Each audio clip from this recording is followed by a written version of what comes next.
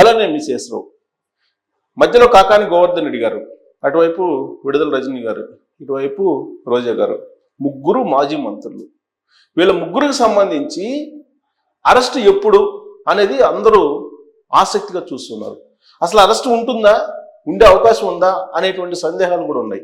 దానికి కారణం ఏంటంటే కాకాని గోవర్ధన్ రెడ్డి గారు ముందస్తు బెయిల్ కోసం పిటిషన్ వేసుకున్నారు హైకోర్టులో. దాన్ని హైకోర్టు డిస్మిస్ చేసింది. సుప్రీంకోర్టుకు వెళ్ళారు. సుప్రీంకోర్టుకు వెళ్ళి సుప్రీంకోర్టులో ఆయన ఇప్పుడు దాన్ని ముందస్తు బెయిల్ కోసం పోరాడుతూ ఉన్నారు. అది వచ్చే అవకాశం ఉందా అని అంటే మిథున్ రెడ్డిది మనం ఉదాహరణ తీసుకుంటే వచ్చే అవకాశం కూడా లేకపోలేదు ముందస్తు బెయిల్.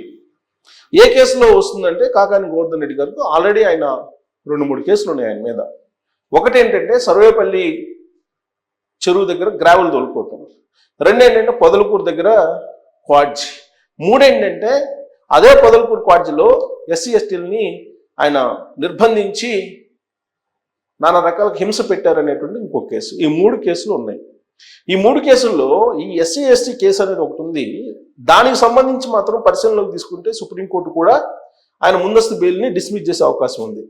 కాకపోతే వైఎస్ఆర్ కాంగ్రెస్ పార్టీకి అక్కడ ఉన్నటువంటి న్యాయపరమైనటువంటి బలం, అలాగే న్యాయ వ్యవస్థలో ఉన్నటువంటి కొన్ని లోపాలు ఇవి కలిసి వచ్చేదానికి అవకాశం ఉంది. ఎందుకు చెప్తున్నానంటే ఇది మిథున్ రెడ్డి గారి విషయంలో అదే జరిగింది. మిథున్ రెడ్డికి సంబంధించి లిక్కర్ కుంభకోణంలో ఆయన ఉన్నారు అనేది ఊహించారు. ఆయన ఆన్ పేపర్ ఆయనకు ఎక్కడ నోటీస్ పంపించలేదు. ఆ కేసులో ఉన్నాను, అరెస్ట్ చేసే అవకాశం ఉంది కాబట్టి నాకు ముందస్తు బెయిల్ ఇవ్వమని చెప్పి హైకోర్టులో చేస్తే హైకోర్టు డిస్మిస్ చేసింది. సుప్రీంకోర్టుకి వెళ్ళారు. సుప్రీంకోర్టు ఆయన అరెస్ట్ చేయొద్దు, మళ్ళీ ఫర్దర్ ఆర్డర్స్ ఇచ్చేంత వరకు అని చెప్పి చెప్పింది.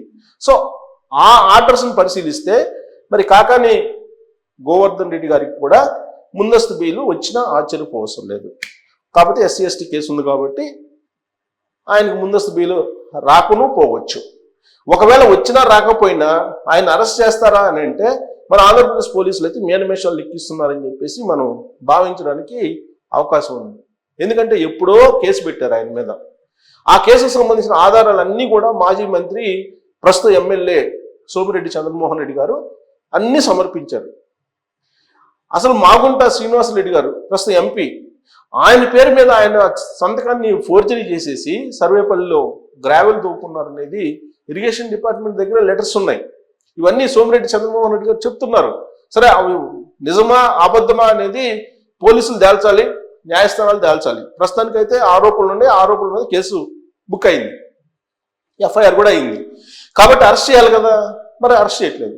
దాదాపుగా వైఎస్ఆర్ కాంగ్రెస్ పార్టీ వాళ్ళ లీడర్లు ప్రధానమైనటువంటి వాళ్ళు ఆరోపణలు, అవినీతి ఆరోపణలు కానీ అక్రమాలకు సంబంధించిన ఆరోపణలు కానీ ఎదుర్కొంటున్నారు. వాళ్ళందరి మీద కేసులు ఉన్నాయి, ఎఫ్ఐఆర్ కూడా ఉన్నాయి. కానీ ఎవరిని అరెస్ట్ చేయట్లేదు. వాళ్ళందరూ కూడా హైకోర్టుకు వెళ్తున్నారు. హైకోర్టులో ముందస్తు బెయిల్ రాకపోతే సుప్రీంకోర్టుకు వెళ్తున్నారు. అప్పటి వరకు వెయిట్ చేసి చూస్తున్నారు పోలీసులు, ఆంధ్రప్రదేశ్ పోలీసులు. వాళ్ళు టచ్ కూడా చేయట్లా. ఎవరినైనా అరెస్ట్ చేశారంటే నందిగం సురేష్ని, బోరగొడ్డ అనిల్ని, అలాగే వల్లభనేని వంశీ, ఈ ముగ్గురే కనిపిస్తున్నారు అరెస్ట్ అయినటువంటి వాళ్ళు. ఇక మిగతా ఈ సోషల్ మీడియాలో ఉండేటువంటి కొంతమంది పోస్టులు పెట్టినటువంటి వాళ్ళు కార్యకర్తలు ఒకళ్ళిద్దరు ఉన్నారు. అంతకు మించి పెద్ద ఎత్తున అవినీతి ఆరోపణలు ఎదుర్కొంటున్నటువంటి లిక్కర్ స్కామ్లో నిందితుడిగా ఉన్నారని చెప్పి చెప్తున్నటువంటి వాసుదేవరెడ్డి గారు తన మాతృ సంస్థ రైల్వేకి వెళ్ళిపోయారు, ఢిల్లీకి.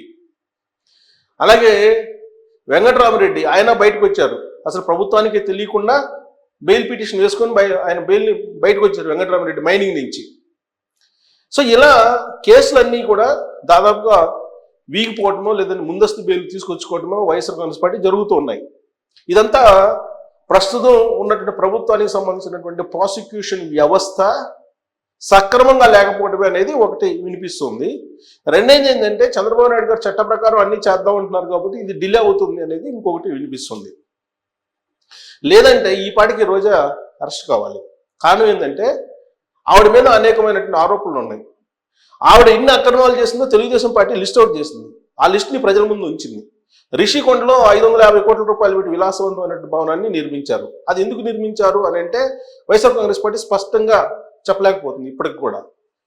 దాన్ని రాష్ట్రపతికో ఉపరాష్ట్రపతికో లేకపోతే ప్రధానమంత్రి వచ్చినప్పుడు వాడుకోవచ్చు అని చెప్పి చెప్తారు తప్పితే అసలు 550 కోట్ల రూపాయలు పెట్టి ఎందుకు కట్టించారని చెప్పరు. అసలు 550 కోట్ల రూపాయలకు సంబంధించిన నిధులు ఎక్కడి నుంచి సమీకరించారు, పర్యాటక శాఖ నుంచి ఎలా ఖర్చు పెట్టారు, దీని మీద సక్రమైనటువంటి ఫైల్స్ లేవు, రికార్డ్సే లేవు. మరి ఆ రోజున టూరిజం శాఖ మంత్రిగా ఈవిడున్నారు.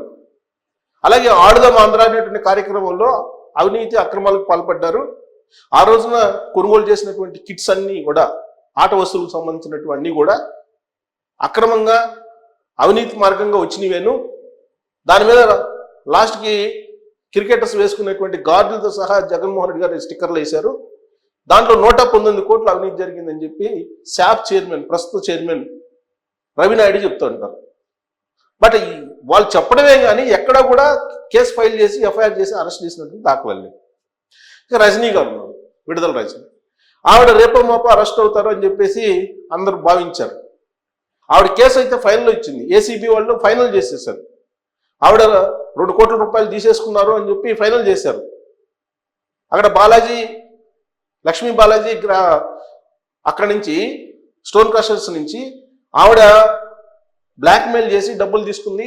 వాళ్ళ బావమర్ది, అలాగే వాళ్ళ పిఏ గోపి, అలాగే రామకృష్ణ, వీళ్ళిద్దరూ కలిసి ఆ సెటిల్మెంట్ చేశారు అని చెప్పేసి దానికి సంబంధించిన ఆధారాలు ఉన్నాయి. ఆ రోజున విజిలెన్స్ ఎస్పీగా ఉన్నటువంటి అతను కూడా రిపోర్ట్ ఇచ్చారు. ఇంత జరిగినప్పటికీ కూడా విడుదల రజనీని అరెస్ట్ చేస్తారంటే అరెస్ట్ చేసిన పరిస్థితి కనిపించట్లేదు. ఆవిడ అందుకే ప్రెస్ మీట్ పెట్టి చెప్తున్నారు, ఇది పొలిటికల్గా కావాలని చేస్తున్నారు, నేను నిజాయితీ పరురాలని అని చెప్తున్నారు ఆవిడ. మరోవైపు ఏమో వాళ్ళు ఆధారాలు ఉన్నాయని చెప్తున్నారు. 2 కోట్ల రూపాయలు తీసుకున్నారు, 10 లక్షలు ఏమో ఆవిడ మరిది 10 లక్షలు, పిఏగా ఉన్నటువంటి రామకృష్ణ మరొక 10 లక్షలు, 20 లక్షలు ప్లస్ 2 కోట్ల 20 లక్షలు తీసుకున్నారని చెప్పేసి లక్ష్మీ బాలాజీ సంబంధించినటువంటి స్టోన్ క్రషర్స్ యజమాని చెప్తూ ఉన్నారు. దానికి సంబంధించినటువంటి రిపోర్ట్ కూడా జాషువా ఐపీఎస్ ఆయన ఇచ్చారు. మరి ఎందుకు అరెస్ట్ చేయట్లేదు అని అంటే ఆవిడ ఇప్పుడు ప్రయత్నం చేస్తున్నారు ముందస్తు బెయిల్ కోసం. ఆవిడ ముందస్తు బెయిల్ కోసం ప్రయత్నం చేస్తూ దాదాపు ముందస్తు బెయిల్ వచ్చేటువంటి అవకాశం ఉంది అని అంటున్నారు. ఎందుకనంటే టెక్నికల్ ఇష్యూస్, మినిస్టర్గా ఉన్నప్పుడు ఆ ఎపిసోడ్ వచ్చిందా, ఎమ్మెల్యేగా ఉన్నప్పుడు వచ్చిందా అనేటువంటి టెక్నికల్ ఇష్యూస్ని చూస్తూ ఉన్నారు. ఆ మీద ఇదొక్కటే కాదు, అనేక రకాల ఆరోపణలు వచ్చాయి. అక్కడ ఉన్నటువంటి రైతులు అనేక ఆరోపణలు చేశారు ఆవిడ మీద. కొంతమందికి మళ్ళీ రిటర్న్ డబ్బులు కూడా ఇచ్చారని చెప్పి చెప్తున్నారు. ఇచ్చినంత మాత్రాన అవినీతికి పాల్పడలేదని చెప్పి చెప్పలేము. ఎందుకంటే ఏదైనా ఒక వస్తువు దొంగిలించేసి దొంగ మళ్ళీ వెనక్కి ఇచ్చేస్తే దొంగతనం జరగలేదని చెప్పి చెప్పలేము. అలాగే అవినీతి ఆరోపణలు ఎదుర్కొంటున్నారు. ఏసీబీ ఆల్రెడీ ఫైనల్ చేసిన కేసుని, కానీ ఆవిడ అరెస్ట్ చేయడానికి మాత్రం నిమిషాలు లెక్కిస్తున్నారు. అదిగో అరెస్ట్, ఇదిగో అరెస్ట్ అంటున్నారు తప్పితే ఎవరైతే పెద్ద స్థాయిలో ఆరోపణలు ఎదుర్కొంటున్నారో పెద్దిరెడ్డి రామచంద్రారెడ్డి గారు, ఆయన అసైన్ భూములకు సంబంధించినటువంటి ఇష్యూ, అటవీ భూములకు సంబంధించినటువంటి ఇష్యూ, ఆయన ఫామ్ హౌస్కు సంబంధించి భూములు ఆక్రమించారనే ఆరోపణలు ఉన్నాయి. మదనపల్లి ఫైల్స్ని తగలబెట్టడం వెనక ఆయన కుట్రుందని చెప్పి ఆరోపణలు ఉన్నాయి. అలాగే మార్నింగ్ స్టార్ కేతిరెడ్డి వెంకటరామరెడ్డి గారు ఆయన ఫామ్ హౌస్లో ప్రభుత్వం భూములు ఉన్నాయని చెప్పి ఈ మధ్యకాలంలో సీజ్ చేశారు అక్కడ ఉన్నటువంటి రెవెన్యూ సిబ్బంది. ఇలా ఆరోపణలు ఎదుర్కొంటున్నటువంటి పెద్ద పెద్ద నాయకులు ఎవరైతే ఉన్నారో వాళ్ళ జోలికి వెళ్ళడానికి కూడా ఇప్పుడున్నటువంటి యంత్రాంగం సిద్ధంగా లేదు. వీళ్ళు వెసులుబాటు కల్పిస్తున్నారు హైకోర్టుకి వెళ్ళి పిటిషన్ వేసి ముందస్తు బెయిల్ తీసుకురావడానికి.